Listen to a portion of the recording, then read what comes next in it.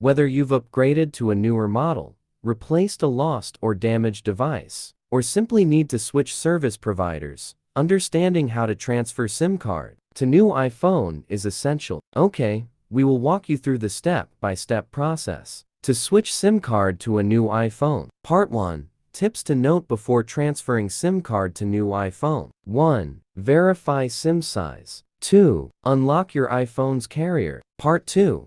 How to transfer SIM card to new iPhone directly. To transfer your SIM card, remove it from your old iPhone and insert it into the new one. Take out the SIM card from the old iPhone, place it in the new iPhone eStreet, and insert the tray back into the device. Part 3. How to move SIM card to new iPhone with eSIM Quick Transfer iPhone 14 or newer.